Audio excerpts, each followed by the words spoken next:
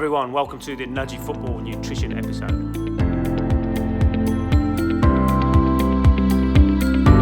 So the first basic question is, why is nutrition so important? Well, first of all, it's about health. Secondly, in terms of a sporting sense, it's about having enough fuel to be able to perform, having enough energy to perform. Thirdly, it's about recovering quickly from exercise. And fourthly, again, probably most importantly from the sporting point of view, it's about boosting our performance and maximising our ability on game day and in training.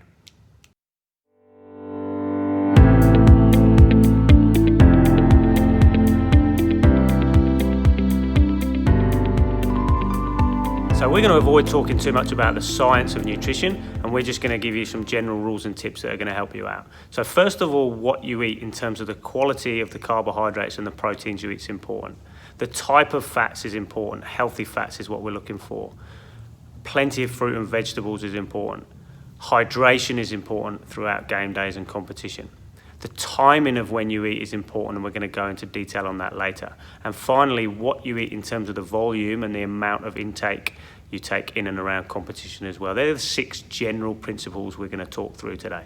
So most people are going to aim for a larger meal, maybe 2 to 3 hours before a big training session or a game. So that's going to be an important meal in terms of preparing your body with the fuel that it's going to need going into the competition. So it's going to be a fairly substantial meal, and it might include, for example, things like chicken and salad wraps or sandwiches, pasta, maybe with beef, soup with bread, stir fry, noodles, rice dishes, high carbohydrate with a substantial amount of protein in there as well. Those type of dishes are going to be great 2 to 3 hours before a big training session or game.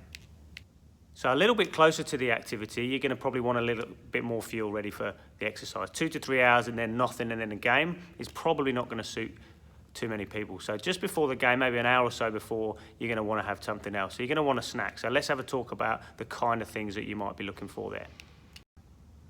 Great snack ideas are things like cereals, yogurts, porridge, fruit, bananas, nuts, toast, rice cakes, things like that, which are going to be not too big, but substantial enough to help you with the fuel ready for the game or training. Those sort of options, of course, are going to be great if you've got a morning game and you're not going to be, it's going to be a bit too early, 2 or 3 hours before, to be talking about eating chicken wraps and big pasta dinners and stuff. So you're going to have a breakfast meal, which might be egg on toast, beans on toast, something like that. A little bit less heavy, but also giving you some fuel ready for competition.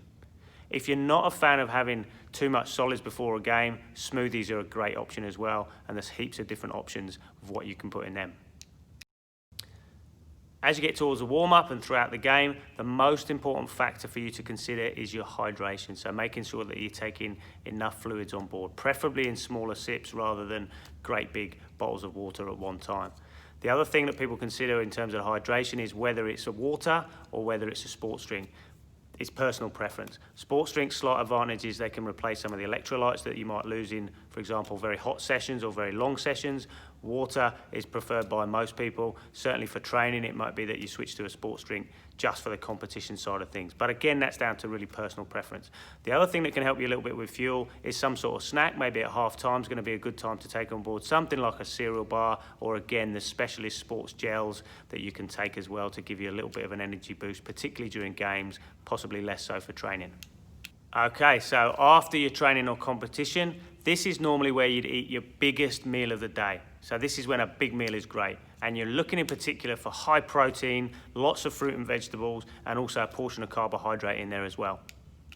It's really important to try not to miss a window after exercise. So if you wait more than 2 hours or so before you eat, you're going to miss that window. So try and get some good substantial food in you within 2 hours at most of when you finish your exercise session. If you don't want a big solid meal, shakes again are a great idea, loaded with oats, with fresh fruit, things like that, which can keep you going after exercise and refuel you. Other ideas are things like sandwiches, smoothies, wraps, burritos, great food after a game and pretty easy to eat at the training ground or after the game. The better you fuel yourself up after your exercise session, that's going to be great in terms of your recovery, preparing you for the next training session or the next game coming up. Remember, there's no one size fits all here. It's about personal preference. So stick with the rules. Good nutrition, think about the timing of when you eat, but really find what works for you, what makes you feel good leading into competition and games.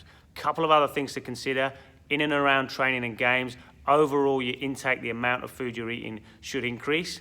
The timing we've talked about, but also when you eat, try not to rush your food. Try to actually allow your body the time to digest it. And the final tip of the day, get that water bottle, fill it up, carry it around with you. Stay hydrated. Have a great day.